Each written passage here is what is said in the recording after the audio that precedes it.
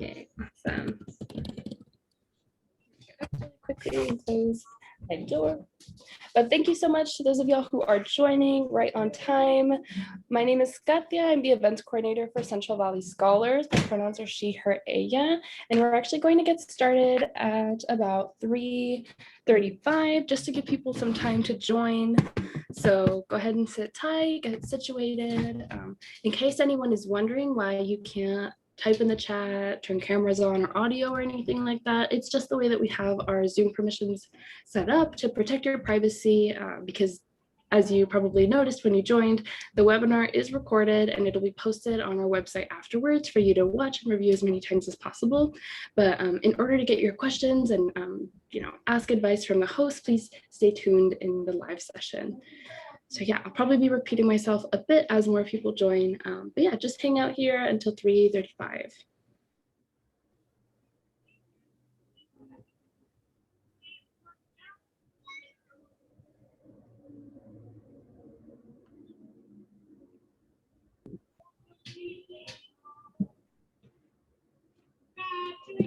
Awesome. Oh, and also something that I forgot to mention about the Zoom functions. Although you can't type in the chat, we'll still be able to send you all announcements or links that are related to the presentation in the chat. So definitely check those out when we send them. But also please direct all of your comments and questions to the Q&A box. It'll show up at the bottom right-hand corner of your screen. We'll be able to see those. And if it's questions that are related to one of the slides that we're talking about, I'll definitely try to raise those to our host. Otherwise, we might save them until the end to answer all at once, but definitely populate that Q&A box as much as you'd like. We'll definitely be checking that out.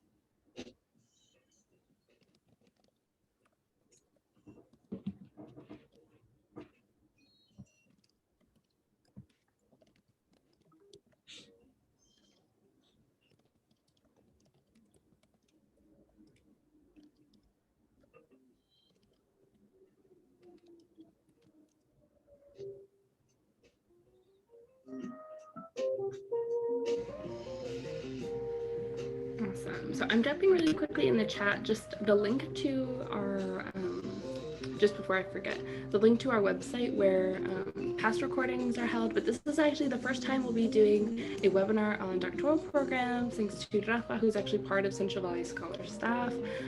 So this will be the first time we're doing this kind of content, but in case you're interested in other resources, you can check this out as well. I'll reshare it at the end too, just to remind folks.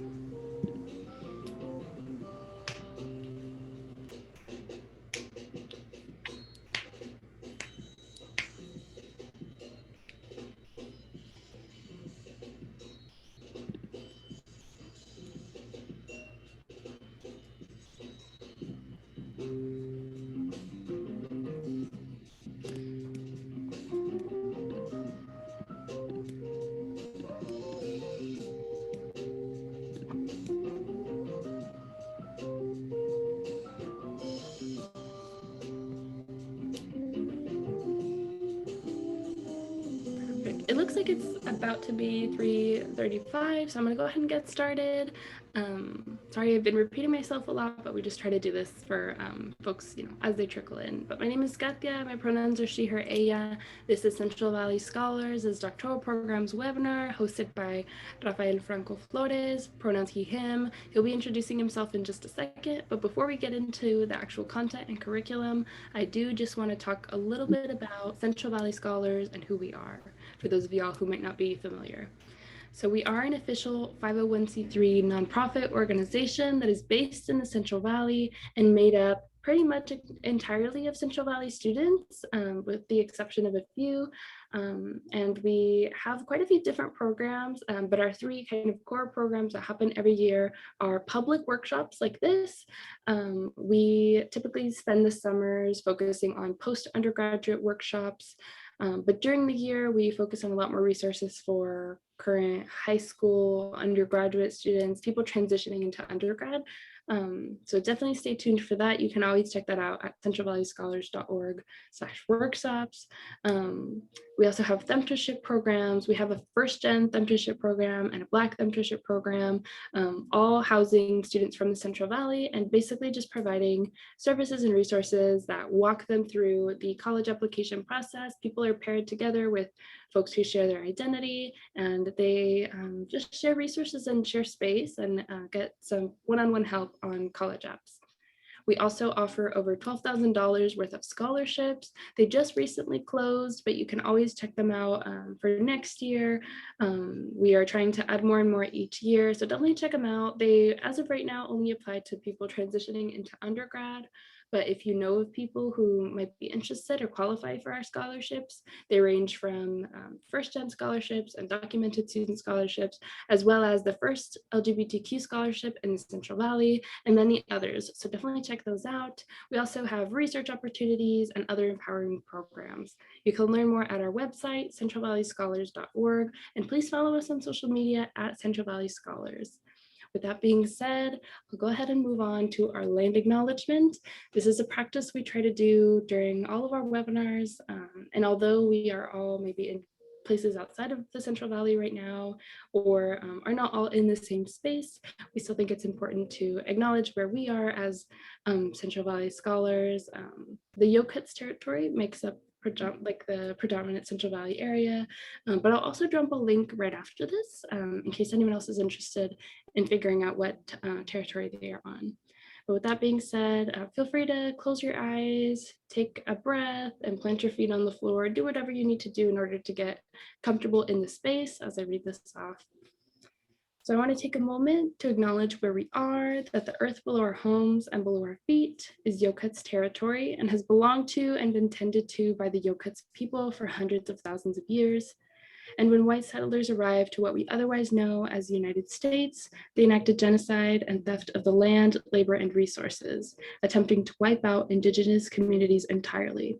It's important to acknowledge the land we're living on and to recognize our history and relationship to the ongoing legacy of colonization in the US, and to also recognize the Yokuts people are still here and that through resistance and resilience are still in the front line struggling for land rights, collective liberation, and an end to white supremacy.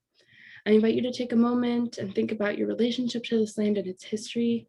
Let those who have come before us in the struggle inform us on where we're going, so that together we can reimagine and collectively build a world where we're all free. So with that being said, take your final breath, open your eyes, come back into the space, do whatever you need to do to be grounded, and I will pass it off to our webinar host to introduce himself and dive into the curriculum. One final reminder, please put all of your questions and comments in the Q&A box at the bottom of your screen as they come up, and we will get around to them. All right, thank you, Katya. Hi, everyone. My name is Rafael. My pronouns are he, him.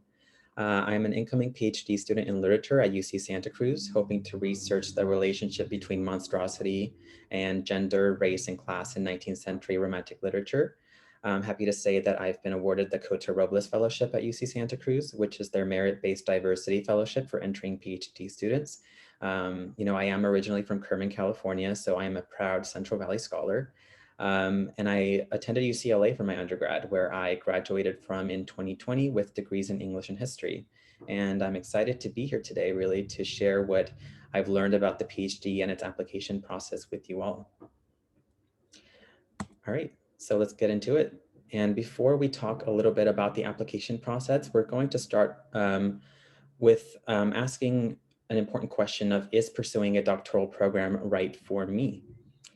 So first, it's important to think about your passions and what your areas of interest career-wise are. Doctoral programs are typically for people who want to be a professor or a professional researcher. And for this reason, it's recommended that you have prior research experience before applying to a program, whether that be for the sciences, in an honors research program, or if you work in a lab, that can also be useful. Really digging into your research experience is what's going to make you a successful applicant and student in a PhD program. And it is recommended also that you have experience or at least feel comfortable with the idea of giving talks, because you are going to be giving a lot of them at conferences all over the nation and possibly even the world. So definitely try to also gain experience in speaking at conferences, speaking in classes and giving presentations, so that you can be as successful as possible in doctoral programs. And it's also important to know what you are getting yourself into. It's important to know that the postgraduate world is very set on prestige, and the name that you've made for yourself in your PhD program, and most importantly, in the field of scholarship that you're working on. Sadly, rankings for doctoral programs are weighed heavily in the job markets for professors, and it does make it a competitive job market for schools ranked on the lower end of the spectrum. So as you can see on this graphic to the right, schools that are ranked higher usually have graduates that are placed on tenure track faculty more often than schools that are on the lower end of the ranking spectrum. But that doesn't mean that you can't get a tenure track faculty position. It just means that prestige is weighed a little bit heavier, and this can definitely be offsetted by, publications and talks that you've given, which are really also equally as important as rankings in a school. All right, so now that you've established your career interests, the next step really is to actually start researching which schools to apply to. One thing to consider really when researching schools is funding opportunities.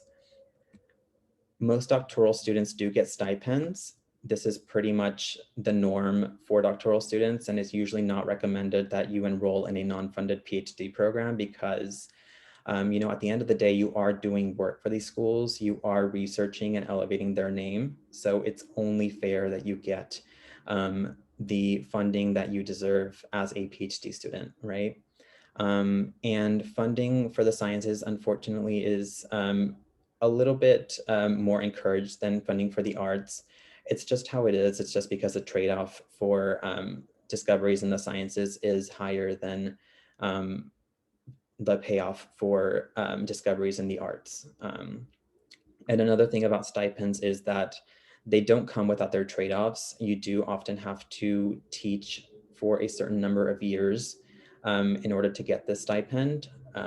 Most schools do 2 to 4 years in teaching, but it could be more, it could be less, depending on the award that you get.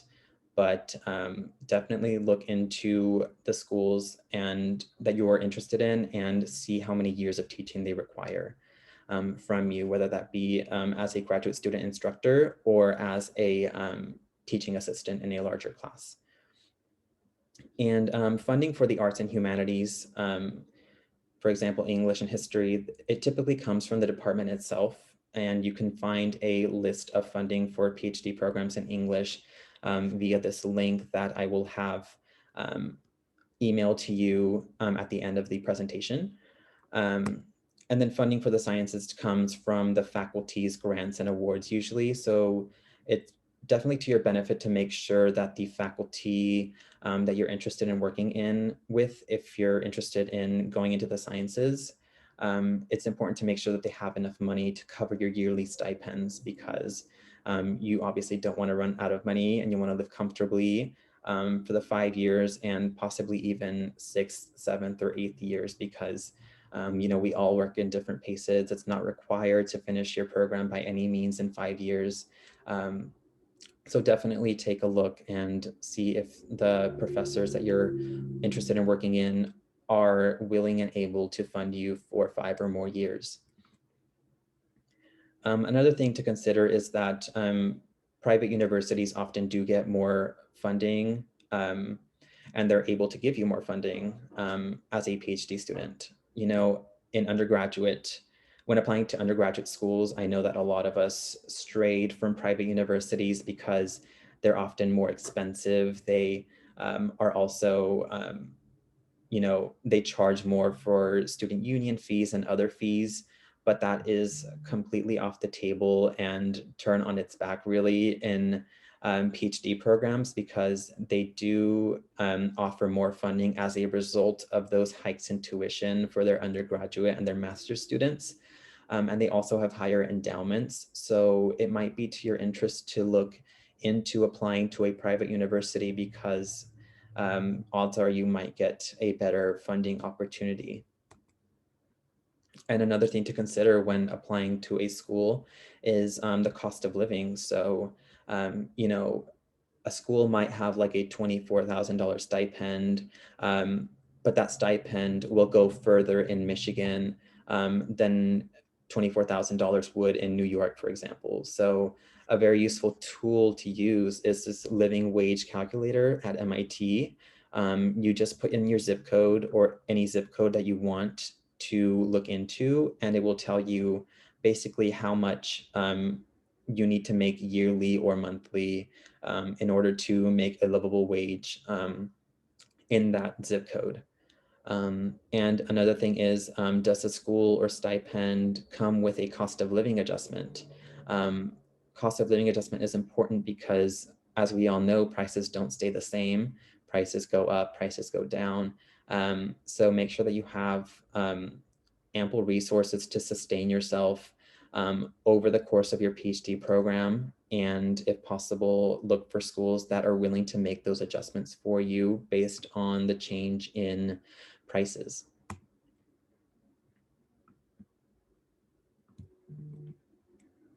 All right, so in continuation with regards to funding, here are a few tips when it comes to fellowship opportunities, whether that be before, during, or after your application cycle. So first, when researching a school, it might be to your advantage to choose schools with ample opportunities for fellowships within its campus and, if possible, even within its departments. Each school should have its own fellowship website, whether that's separated by department or discipline.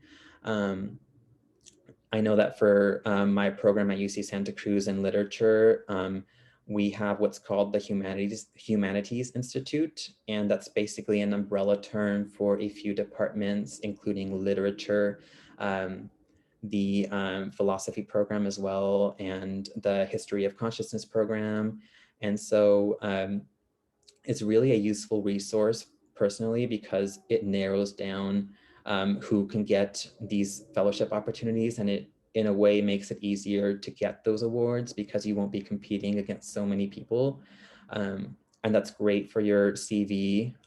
That's great for opportunity searching after you graduate, because schools really love to see that their potential professors have these awards under their belt, and that they are desirable and they're good speakers, good students overall. So that's definitely something to look into. And another thing is that some schools also consider students for fellowships upon application. That Cota Robles fellowship that I mentioned earlier that I got, I didn't even have to apply. It was something that I got by simply applying to the program itself. And I was subsequently nominated to the school-wide fellowship competition, I guess you can say. So yeah, some schools even consider you based on your application itself. So that's also something to look into. The UCs are really big on that for sure.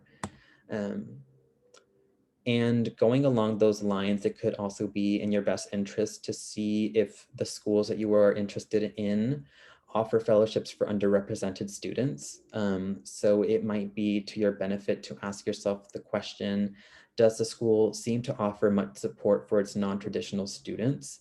For example, there is the Provost Diversity Fellowship at Cornell. Again, there's the Cota Robles Fellowship at the UCs. So definitely look into that and make sure that you have the support that you need in order to get by as a first generation student, as a Black student, as a really non-traditional student at large. And another useful tool is this Nationwide Diversity Fellowship tool via UCLA's funding search engine. So if you click on this link, which again, we will send you, then you will be able to find a search engine that will which you will be able to use to narrow down your fellowship search based on certain criteria. So if you're looking for funding for first generation students, for example, then the search engine does give you that opportunity to narrow your search based on fellowships for first generation students. So that's a very useful tool that I highly recommend. And along the lines of nationwide fellowships, it would be beneficial really to look at opportunities for fellowships outside of the specific schools that you're interested in, whether that be at the state, the national, or international level. These are often more competitive opportunities, but they will definitely help make you into a prominent name in your field.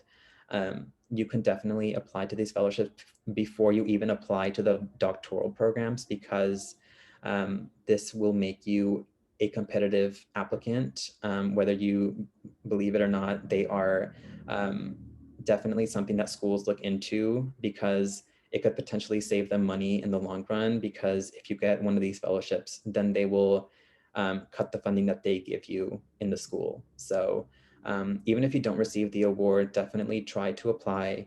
It could only help your application. It could only help with your school search. And at the end of the day, the worst thing you could do is, or you can get, is a no. It's not going to hurt to apply. And again, I highly recommend this nationwide fellowship search. It's very useful for these state, national, and international opportunities. All right, so of course, funding is important. And while that is the case, there are a few other factors that you might want to consider before making a decision on a school based on personal needs. The first thing that you would want to consider is advisors. When you're in graduate school, when you're in a PhD program, you're going to have an advisor by your side, usually a professor or a assistant professor who will mentor you and will guide you through your PhD program. So definitely make sure that you choose professors that specialize in the kind of research that you want to do. So for example, I am studying romantic literature and monstrosity. So I applied only to schools that had professors that specialized in that. And if your research doesn't align with the research that a school does, you will most likely get denied, not because you're not a great student, but because schools really want students who they know that they can help, who they know that they have professors that can really be great advisors and great people who can guide your research and elevate your name, really. So when speaking about professors, it's also important to choose a school with an advisor that respects your boundaries. Speak to advisors beforehand to get a sense of expectations. This can be a daunting task. It can be scary speaking to professors, especially those who you don't know. But at the end of the day, this is their job. This is something that they should love to do. They should love to mentor and advise students. So definitely don't be afraid to reach out. Some schools don't allow you to, just for matters of fairness. I know Cornell didn't allow me to speak with other professors, and but that's a rare case. And just make sure that again, you're willing to have those conversations and get a sense of, for example, how many hours or a week they want to meet up, or how many times a quarter they want to meet up. So just make sure that your expectations and their expectations align very closely, because these are people who you're going to be working alongside for 5 or possibly even more years. So another thing to consider is location. If possible, definitely visit the campus and surrounding areas, because again, this will be your home for at least 5 years. So you want to make sure that you like the area. You want to make sure that you feel comfortable there. If you're an underrepresented minority, then you want to make sure that the location is a diverse place, for example. So definitely look into that. And another thing is consider whether or not your work and free time balance will be manageable. So will you be working while attaining a degree, and how much will you need to work? It's usually discouraged that you get a job, whether that be part-time or full-time, while being a PhD student, mainly because schools want you to focus on your research. But if you absolutely have to work, then you might want to consider how many hours a week you'll need to work in a given area. And also how much will you need to teach is an important question to ask yourself. So will you need to teach for 2, 3, 4 years? Will you teach your own classes, or will you be TAing for another professor? Those are important questions to ask yourself for sure. And another thing that I personally think is important is asking yourself whether the school is genuinely diverse and inclusive. I know in my personal experience, I got into 3 schools. 2 of them were funded, and I narrowed it down to Tufts and Santa Cruz. And personally, I didn't really know much about Tufts or the Boston area. But when I did my student visits, I realized how really non-diverse Tufts was, and I didn't really feel comfortable in the room despite them, being attempting to be warm and welcoming. I just didn't really see myself relating to as many students there. Whereas at UC Santa Cruz, I felt the complete opposite. So it might be to your benefit to look into that aspect of the school, whether that be through demographics or meeting with students before applying there. And lastly, take a glance at a school's resources and their accessibility. For example, on-site medical resources or mental health initiatives to make sure that all your needs are accounted for. Okay, so now we can move on to the actual application process for doctoral programs. Most applications open between August and October, and they're due between December through January. So by the numbers, GPA is important to get into a school, but I would say research experience is much more essential into creating a successful application. So making sure that you have those research experiences and really emphasizing that in your application is what's going to make you a more successful applicant than a high GPA. And again, also for many disciplines, GRE scores are no longer being required. This is something that you have to analyze on a case-by-case basis, but based on what I've seen, GRE scores are definitely being dissuaded by many programs because they're not an adequate indicator of whether or not you're going to be successful as a PhD student, really, because at the end of the day, it's just an exam, right? So definitely look into that, see if you have to take the GRE, and if you don't have to, by all means, you don't have to submit it. Statistically, also, master students do get admitted at higher rates. Don't let this statistic scare you, because this is simply because master students have that extra degree, which is dedicated to research. But if you have the research experience to match that, for example, by doing an honors research program or by working in a lab, then you're going to be as good of a candidate as a master's student in the long run. All right, so another important part of the application process is the letters of recommendation. This is really the part of your application where the committee gets to see what you bring to the table from an outside perspective, especially from someone who really knows the field well and who is a part of academia on its own. So these, for that reason, should be from someone who knows you and your research well, and who is also ideally a tenure track faculty at a school or university, or also a professional researcher in some sense of the term. So for arts and humanities, again, this is a professor in a small seminar or a research advisor who knows you pretty well. And for the sciences, this is a professor in a small class, a research advisor, or a lab director. So definitely make sure you get those references and you get people who are reliable, because this is an issue that comes up more than you would think. I've known people personally who have had professors who scramble last minute to get their letters submitted on time, and it's just a complete mess. And you also don't want to look bad in front of the committee, because you want to show that this professor knows you and your work, and having an application that's late kind of just shows that you and the professor didn't really take the time to know each other well, and that you two are kind of disconnected. So definitely make sure you get someone who is reliable. So another important part of the application is the personal statement. This is really the part where you express the new and personal perspectives that you can bring to the table in your field. So a good way to ask yourself how to answer this is, how has your past influenced your decision to pursue doctoral studies?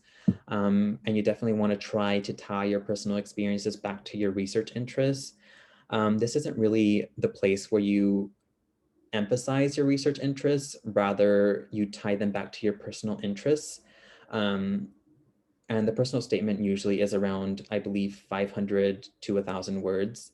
And if you all want to see an example, I am more than welcome to send you one via email. But again, this is definitely somewhere where you explain more so about yourself and your experiences rather than your research, while still at the end of the day, sort of tying your personal experiences back to why you want to pursue a PhD program and what you can bring to the table based on your experiences. All right, so moving on now to one of the most important aspects of the application, the statement of purpose. So this is really where you outline your research interests and where you share what you want to contribute to the field that you're going to be going into. This doesn't have to be super specific, but it just has to be specific enough to where you can place yourself in a category with other scholars and have conversations with them. So for example, myself, I am going into 19th century Romantic literature and monstrosity. So I am placing my, in your application, you want to place yourself into these conversations by citing authors that you're interested in working with, citing professors that you're interested in working with, and really outlining the field that you're interested in going into as it currently stands, so that you can really place yourself within that field of scholarship and eventually have a successful run in your PhD program. So again, this is where you outline your education and research experience alongside your research interests. So definitely describe your papers, your conferences, and your work experience in detail so that you can emphasize really that you will be a successful application, or not only a successful applicant, but a successful PhD student. And that you're going to be able to get those publications. You're going to be able to get those conferences in a manner that will elevate your name and elevate possibly even the school's name. So again, like I mentioned, this is where you say which professors you want to work with at each school. So definitely use professors at each school to plead your case. You definitely don't want to write a statement of purpose for this reason that is sort of something that you write once and you submit to every school just like that. You want to tailor each statement of purpose to each school that you're applying to, because at the end of the day, each school is going to have different areas of focus, despite having overarching themes that are similar to your own research interests. So what I mean by that is, for example, Berkeley might, for example, focus on 19th century Romantic literature and monstrosity, but they might look at it through a different lens. They might look at it through the lens of like theory, critical theory, whereas, for example, UC Santa Cruz might look at 19th century literature and monstrosity through the lens of global history. So definitely a good way to figure out how each school differs in those senses is to talk to graduate students. They often are the ones doing the work within the school, and they are really the ones having those conversations with professors left and right. And so they really know how important it is to tailor your application based on those elements. And so this is also the place where you sort of position yourself in the scene of modern day research. So how is what you do new, fresh, and different from from that which anyone else is doing right now in a way that is still relevant? And also ask your professors to read your statement of purpose. Ask advisors, ask former professors, because they have been on these panels and they know what these committees are looking for. And so don't be afraid to reach out to them, because it will only help your application for sure. All right, so another important element is the writing sample. Schools will usually ask for writing samples of varying lengths, usually within 15 to 25 pages. Some are flexible on that, and some will even allow you to do to stitch together two shorter papers to combine sort of two writing samples. But it's definitely encouraged that you do one continuing paper, because these are really the lengths of the papers that you're going to be submitting to journals. So you definitely want to tailor your application, again, to that whole element of research and publishing, so that you can show them that you're going to be a successful PhD student. So definitely use a sample which best showcases the work that you want to do in your research. It doesn't have to be specifically what you want to do, but if you're going to be doing like the Romantic era in literature, stick to the Romantic era usually, because it's going to be a better showcase of your knowledge in the field and your ability to do research in that area.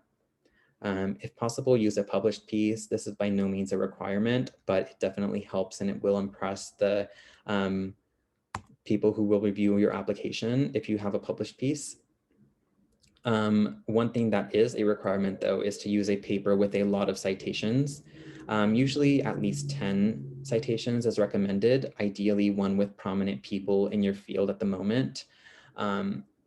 It would definitely look even better if you have cited a scholar at the school that you're applying to, because that will show that you're familiar with their work. It will show that you're familiar with how you want to work with them. So definitely look into schools that are also on the works cited in your page for that reason, because it will definitely help elevate your application if it shows that you've done your research on the scholars there. Okay, so the last stage here in the application process is the interview process. I didn't personally do an interview in my application, but I know that some schools, especially some programs in the sciences, require an interview of their applicants. One thing that I will say about these interviews is that it's not your job to know everything. At the end of the day, you're going back to school to learn and to grow and expand your research. So I suggest that you treat the interview as a way of affirming where you want to take your research, what excites you about the program, and, you know, in the end, ask questions about the program to whoever is interviewing you. So here on the right is a timeline of the whole application process, which you will be able to view at a later time. All right, so after we've completed the interview process and we've gotten the whole waiting game out of the way, it's time to now weigh our offers. And this is usually something that you do if you get 2 or more offers. So first, funding. It's definitely possible to negotiate your funding, especially if you get into a private school. They have the money to increase your stipend. I know personally I got into Tufts in Santa Cruz, and Tufts is a private school. And my stipend for Santa Cruz was higher than it was at Tufts. And Tufts was willing to match my offer at Santa Cruz. So it's definitely not uncommon for private schools, especially to match the offer. So definitely don't be afraid to do so. And again, you can email me if you need any help or tactics on doing that. So another thing that's important is whether or not you're getting a moving stipend. This is more of a thing if you are going to be moving across the country, because it's not easy to ship items across the country. It's really expensive, and you want to make sure that you have the means and resources to do so. And another thing to consider is how many years will you have to teach? Will it be 2, 3, 4, or even more years? And will you have to teach your own classes or TA? So definitely consider whether or not you will have to teach and how much you will have to teach. And also consider which school has more internal funding opportunities. So look up each school's funding opportunities on a case-by-case basis and analyze which school has more opportunities for you in order to to raise your name onto a higher pedestal. And again, I emphasize this cost of living because your stipend can take you different places based on the geography that you're living, geographical location that you're living in. So another important thing when comparing offers is to consider which faculty members you would rather work with. Talk with the professors you most want to work with at each school after you've gotten accepted, and see how their advisorship style is. Ask them the important questions. If you're in the sciences, ask them about funding in their lab. If you're in the arts or humanities or other department funded programs, ask them about advisor expectations, how many times a quarter, a week, they're willing and able to meet in order to best match your needs with their expectations. And lastly, ask yourself which school is more likely to get you a tenure track position. And a tenure track position is basically a professorship or any kind of really long-term position at a university. And you can definitely find the rates at which schools are successful in doing so on their specific websites for each department. So Google your department at each school and see how successful they are on placing students in professorships. And the job market is unpredictable. And it's hard to say where it will be in 5 years, but it is best to be safe than sorry, for sure. And with that, we can move on to our Q&A section. Awesome. Yay. Thank you so much, Rafa, for your wonderful presentation. Thank you to those of y'all who have, I think, already begun to post questions in the chat or in the Q&A box and did earlier. Please do so now if you've been holding out on any questions. Sorry, were you going to say something? Oh, no. No. Okay, perfect. So in the meantime, while we wait for maybe some folks to drop questions in the Q&A, I will go ahead and post the link in the chat to a feedback survey for Rafa's presentation. It takes no more than like a minute or two. You'll only be asked to just check a few boxes, ranking your knowledge about some of the parts of this presentation before and after attending. So definitely please fill it out now rather than later. We'll also send it out in a follow-up email within the coming days. We will also notify you all via email when the recording is posted up on our website. Let me go ahead and get that.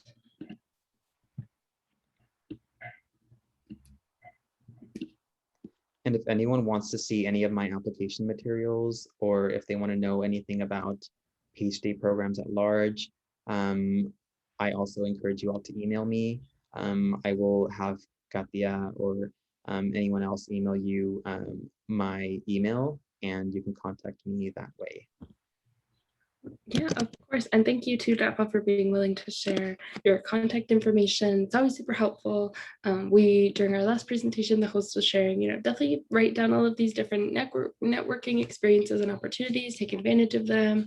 Even if you're not currently in the process of applying right now, you can always refer back to these folks and use them as a resource and a tool. But I did drop the link in the chat for the survey, so please fill that out in these last few minutes that we have while we wait for questions. And let me go ahead. Yeah, perfect. So it looks like it is working. Make sure you're starting from the beginning.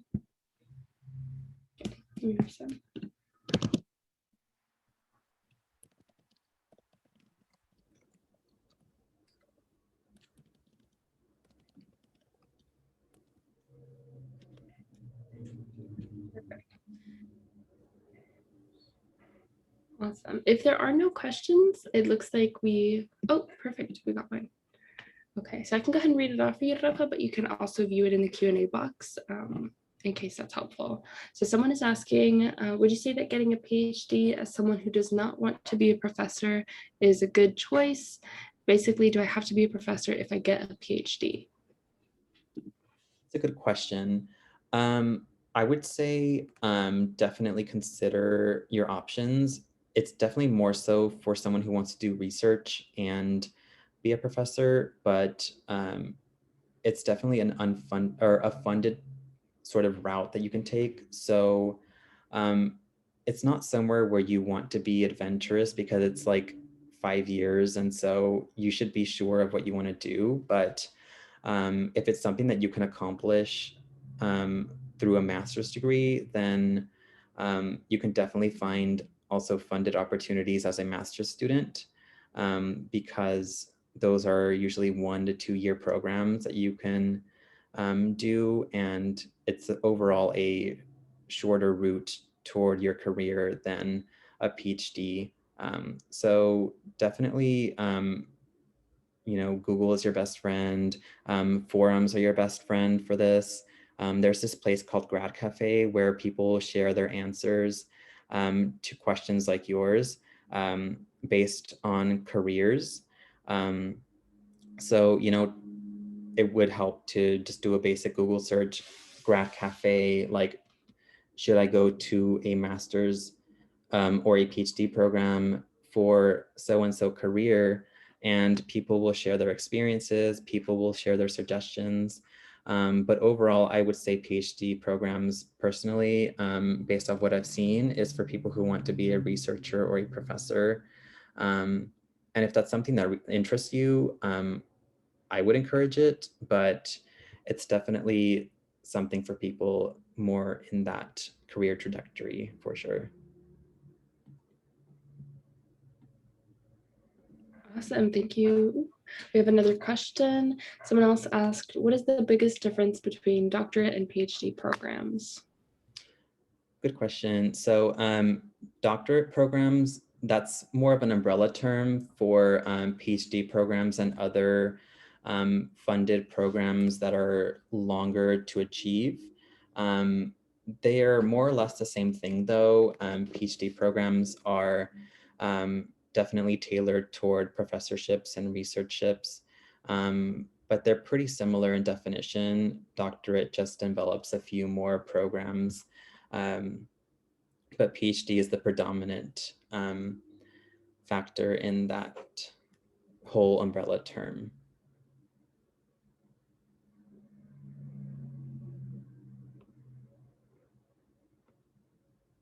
Awesome. And then for you, Rafa, if you have any preference on how we should send out, if you're comfortable with your contact information being sent out, we can do it here or also in a follow-up email, whatever's easier.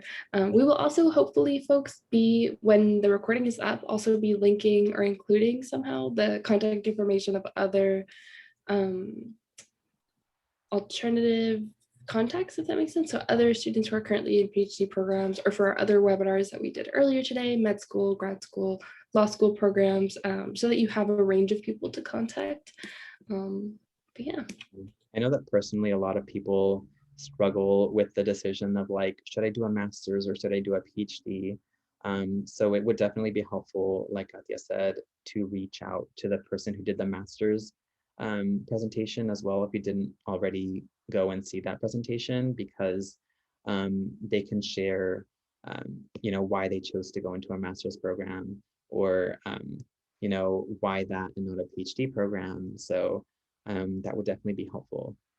And speaking to students at select universities would also be helpful. That's definitely something that helped me out in my applications and in my search process. So definitely do that. They are usually very responsive, and they are very kind and open and willing to speak with you about anything and everything regarding the application process. Awesome, awesome. Thank you for that piece of advice.